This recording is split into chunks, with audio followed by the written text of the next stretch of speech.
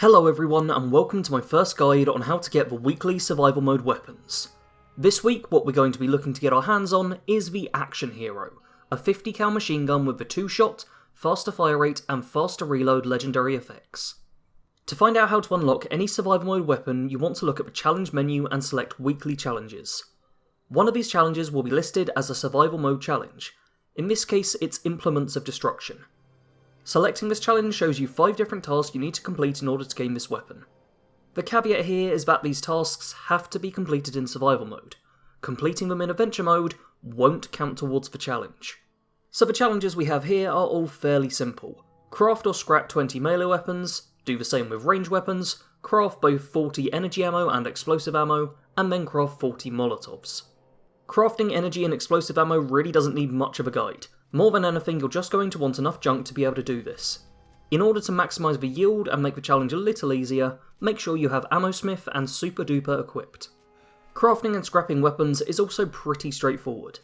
The easiest way by far would be to craft 10 melee weapons and 10 range weapons, and then just scrap those same weapons down. If you're a little low on junk though and can't afford to do this, then I'd recommend hunting down Scorched, Super Mutants and Mole Miners, as all of these enemies drop weapons frequently and can be found in sizable amounts. Super Mutants and Scorch will be good for range weapons, and Mole Miners will be better for melee. Once you've gathered enough weapons, just scrap them down and the challenges will be ticked off your list.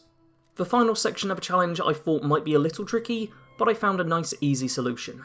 So for this last bit you need to make 40 Molotov cocktails. The junk requirements for each are pretty low, but you will need empty beer bottles in order to make them. Fortunately for us, the very first content drop for Fallout 76 added a whole bunch of empty beer bottles into the game, all in the same area. Take a trip over to the Morgantown area and give Biv a visit in Manuka Bar. I gathered up all of the beer bottles in the building and ended up with a total of 27. Certainly a good number, but not quite enough. Fortunately there's a sofa to the north of Biv's place which is surrounded by beer bottles. Pick all of these up and you should end up with a grand total of 48 bottles, providing nobody else has pinched them before you get there. If someone has done, just keep wandering around Morgantown, and at the Eta, Sai or whatever they're called houses, there's tons more. There's so many beer bottles in this location.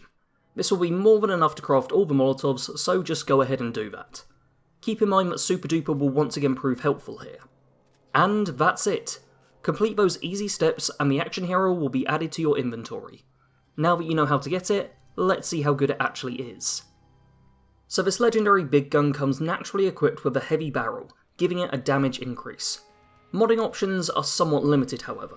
I personally only have the extra option of a prime receiver.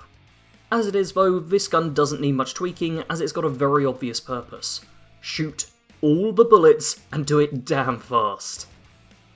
I put on the first rank of each of the heavy gunner perks and made my way over to Harper's Ferry to see how this weapon shaped up against the super mutant hordes there, and I've got to say, it did a pretty decent job.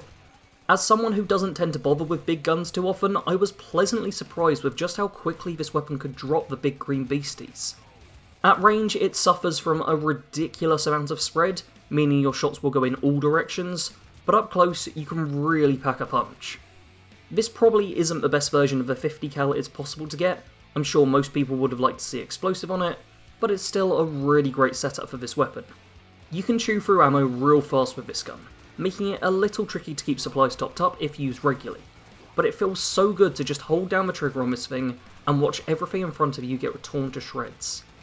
The faster reload also means that you can get back to shooting nice and fast. No need to wait around for an age before you can get back to bringing the pain. This may not be the best weapon in the game, but I think it might be one I've had the most fun with.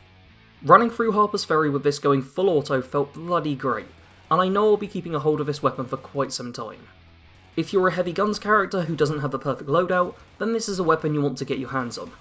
If you're not suited to heavy guns, maybe do it anyway, just to experience the sheer joy of this gun.